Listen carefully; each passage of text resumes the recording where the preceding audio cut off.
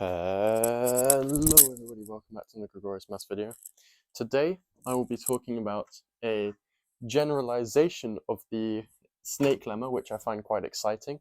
And this was done about 5 years ago, I think. And someone on the Discord server pointed it out to me. ESO, however you want to pronounce your Discord username. Thank you for pointing this out to me. And yeah, they prove a generalized version of the snake lemma, which they call the anaconda lemma.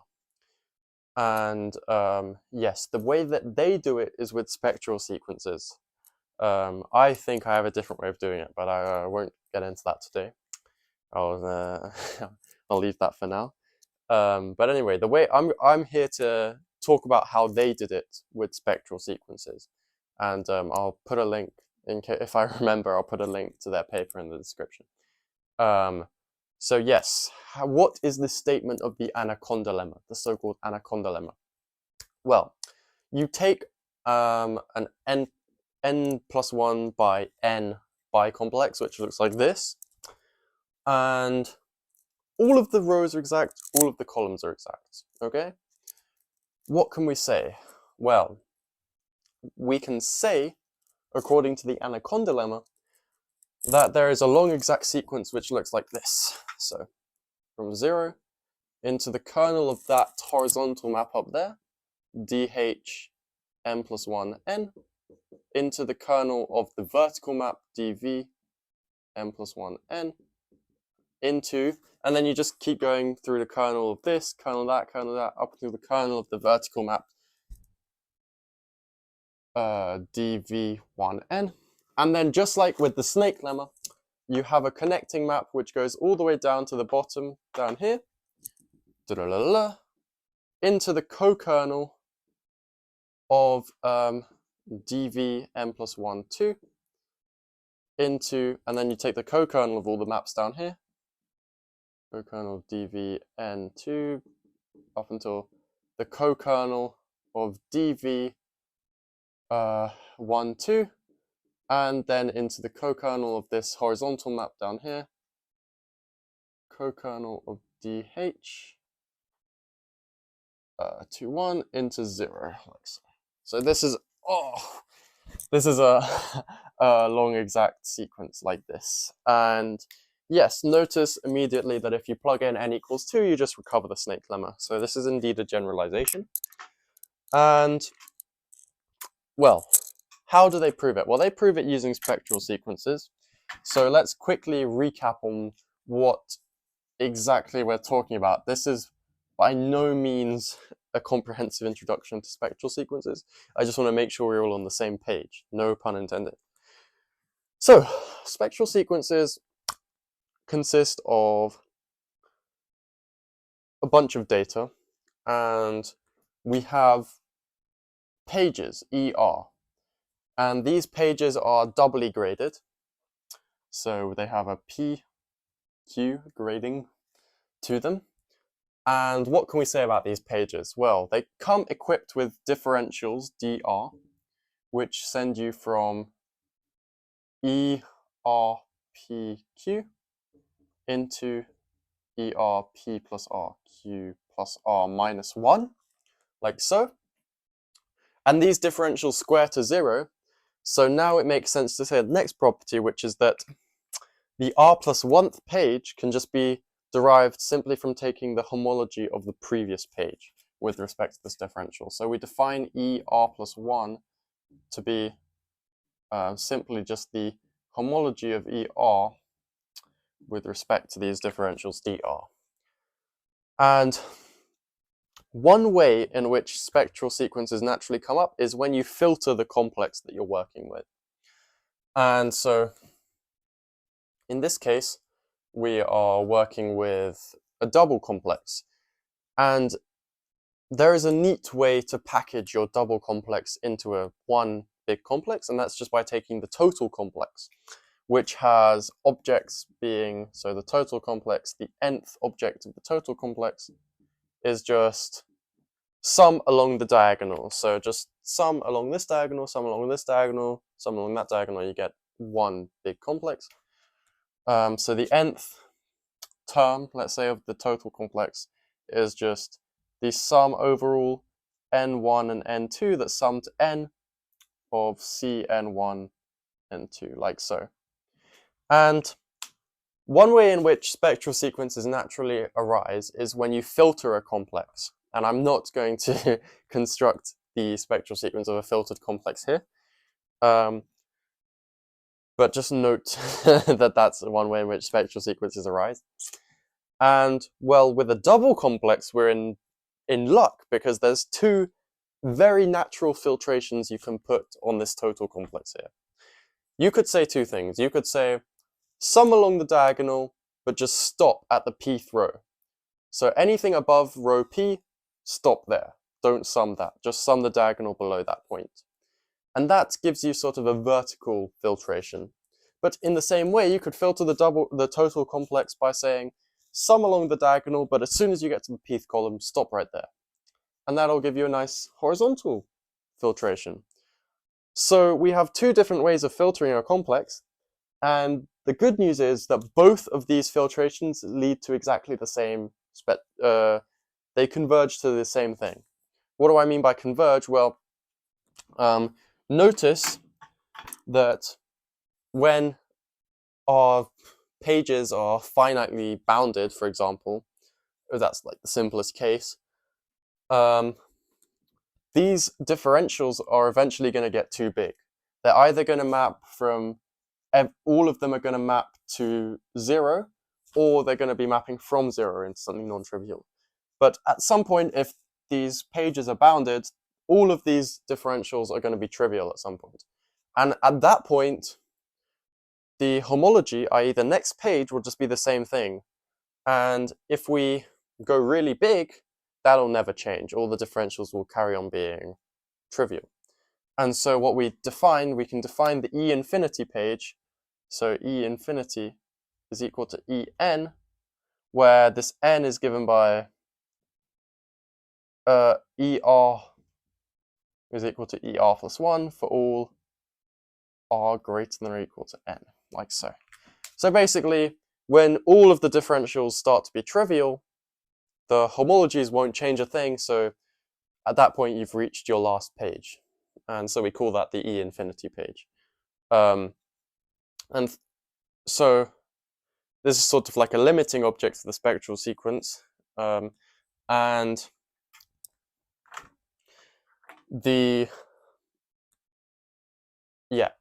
no matter which way you filter this total complex, they will both converge to the same thing. So their E infinity pages will look the same, which is really good news, because why is that good news? That means if you know a lot about the horizontal maps and you don't know that much about the vertical maps, you can apply the spectral sequence with your knowledge of the horizontal maps in mind, get information about what the E infinity page looks like, and then you come back to the vertical case, but now you already know what the E infinity page looks like, and maybe that's the final bit of information you needed to say something about the vertical maps. And, well, surprise, surprise, that's what's happening here. So how are we gonna, okay, that approach sounds great, cool. How are we gonna put that into practice? Well, we're gonna look at this complex, and you could be tempted to just rush in and compute the spectral sequence just of this complex, but we're going to add two carefully placed terms here. So we're going to add the kernel of dhm plus 1 n up here, and we're going to add the co-kernel of this horizontal map dh21 down here. Why have we done that? Well, now all of the rows are all exact. And so if you take horizontal homologies, you're just going to end up with a bunch of zeros. And so you know that the E infinity, well, if the E1 page is already a bunch of zeros, then you know that the E infinity page is just going to be a bunch of zeros.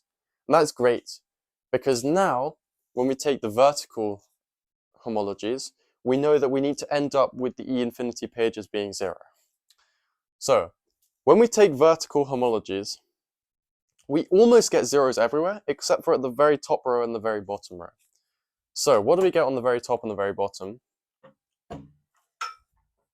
On the very top, we just get, well, if we take vertical homologies, think about it, we're taking the kernel mod the image, but the image is all 0, so we're just getting the kernel of the first vertical maps, really.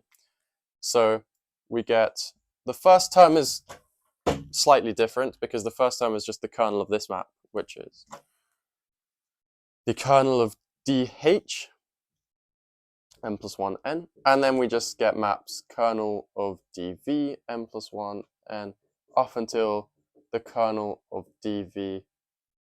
Sorry, I shouldn't be really putting in arrows yet, should I? No, maybe I can actually. Yeah, no, I can. Up until the kernel of dv 1n, and then the final homology will be just 0. And we get a bunch of zeros down here, so this is all trivial. And then at the bottom, what do we have? Well, we're taking the horizontal homologies. And so what do we get? Well, down here, we're just taking the kernel of this, which is the whole thing, mod the image. So we're getting cn, whatever, mod the image. So we're just basically taking the co-kernel. So down here, starting here, we get the co-kernel of dv n plus 1, 2, up until the co-kernel of dv 1, 2, and then here, what do we have? Well, here we still are doing the image, which is the kernel, which is everything, mod the image. So again, we get the co-kernel, dh21, and then, but at the end, we'll have a 0, like this. Like so. Okay.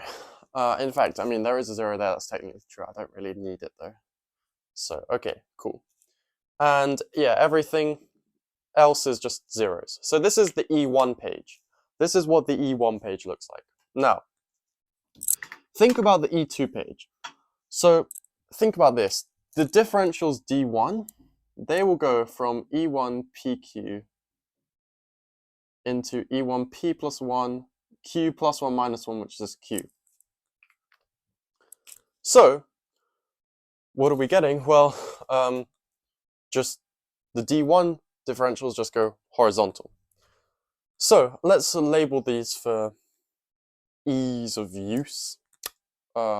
So let's call this one F1, F2, up until, I don't know, Fn. And these ones we can call G1, G2, up until Gn. And this one can be, I don't know, Ga. Is this Gn? I don't even know anymore. No, this is Gn plus 1, I think. Doesn't really matter, whatever. Okay, that's not really the main point of this argument. Don't worry. Okay, but anyway, let's take a look at the E2 page now. So the E2 page, along here, we get, well, the horizontal homology at this point, since we're starting at 0, is just the kernel of this mod the image, which just the, sorry, yeah, which is just the kernel of F1. So we go from the kernel of F1 into kernel of F2 mod the image of F1 into, and so on. We're going to get a bunch of terms like these until we finish at the end, in which case we just get the co-kernel of Fn. Because, well, the kernel of this map is just everything. And again, we get a bunch of zeros down here. And what does the bottom map look like? Well, we start with the kernel of this mod the image, so we just have the kernel of G1. And then we get a bunch of terms that look like this, like G2 mod Gn, blah, blah, blah. And at the end, again, we get the co-kernel of Gn plus 1. So maybe that's here, like somewhere along here. It doesn't really matter too much. So, this is the E2 page. But now, here's the issue. In fact, now it's wrong to put the maps looking like that, because they don't anymore. So this is the E2 page, where all the dots represent zeros. But now, what's the E3 page? Well, the differentials now go up, they go up 1 and across 2. So they go here, but that's probably a 0. Up 1 across 2, that's 0. All of the differentials are trivial, basically. So the E3 page is the same, and so on and so on. When are we going to see a change? When is this going to end, you may ask?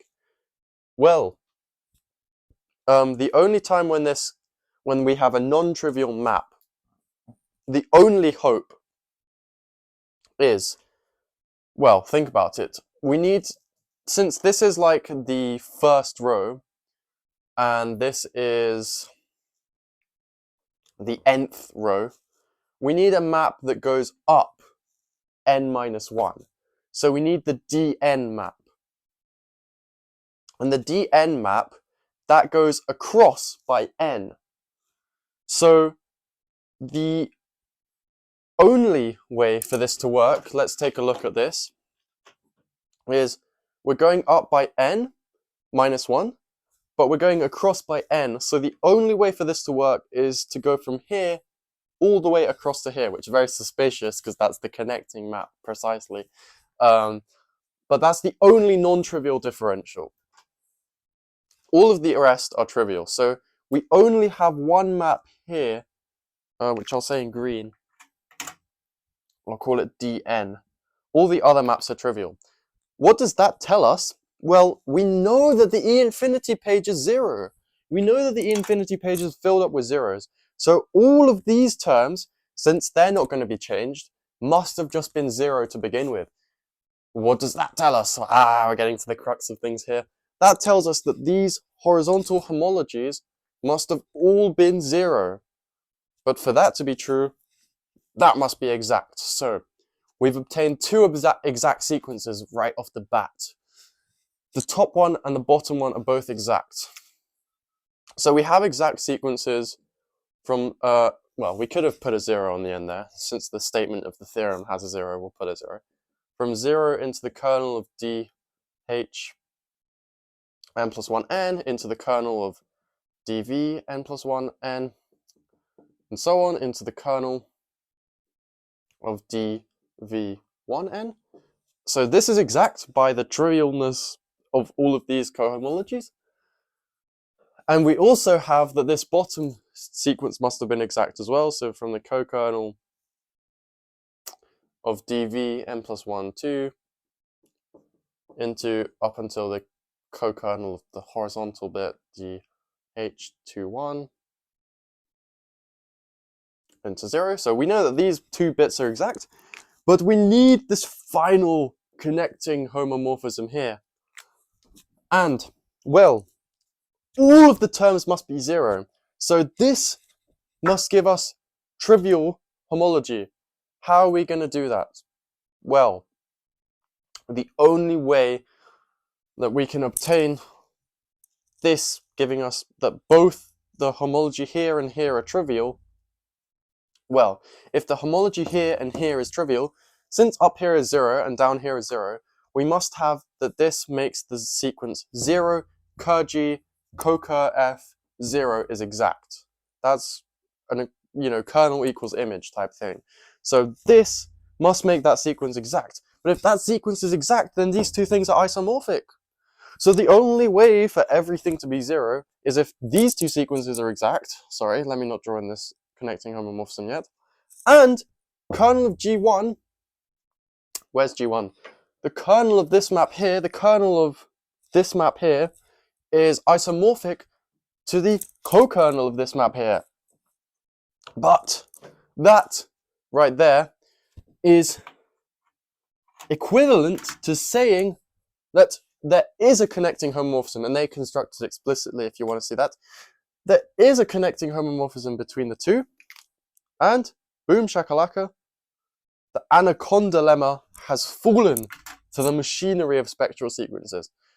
And yeah, there you go. So one can actually use spectral sequences not only to prove the snake lemma, but to generalize it. And that is a rough picture of how. If you want the precise details, check out the paper. It's only 8 pages, it's not a long read. So yeah, I hope you enjoyed, and I'll see you in the next video. Ta.